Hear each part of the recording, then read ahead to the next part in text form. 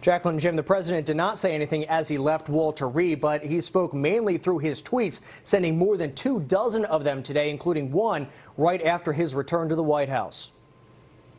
I just left Walter Reed Medical Center, and it's really something very special. President Trump tonight with a new video talking about his bout with COVID-19. I didn't feel so good. And 2 days ago, I could have left 2 days ago. 2 days ago, I felt great, like better than I have in a long time. Earlier, he walked out of Walter Reed on his own. Before leaving, he sent this tweet saying, "Don't be afraid of COVID. Don't let it dominate your life." I know there's a risk, there's a danger, but that's okay.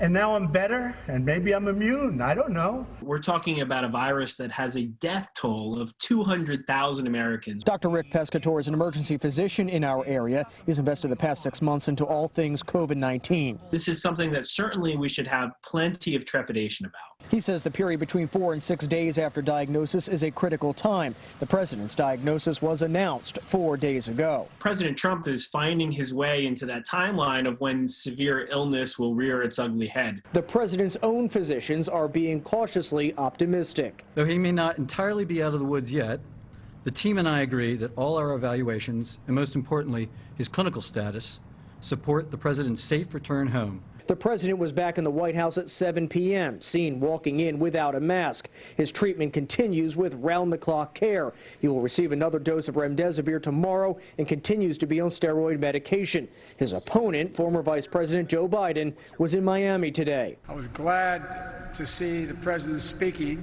and recording videos over the weekend. Now that he's busy tweeting campaign messages, I would ask him to do this. Listen to the scientists.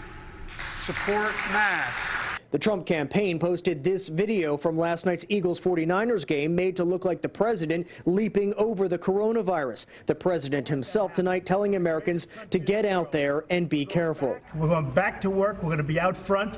As your leader, I had to do that. I knew there's danger to it, but I had to do it.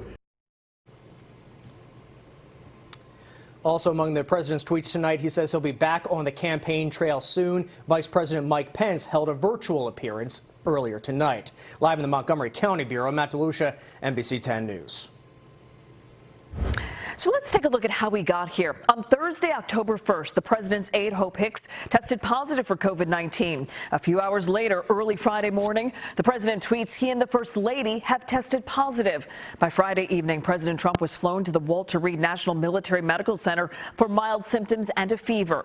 On Sunday, the president's team says he had several episodes over the weekend. President Trump drives by and greets well-wishers outside the hospital. And at 6:30 this evening, after 3 days in hospital care, the president returned to the White House.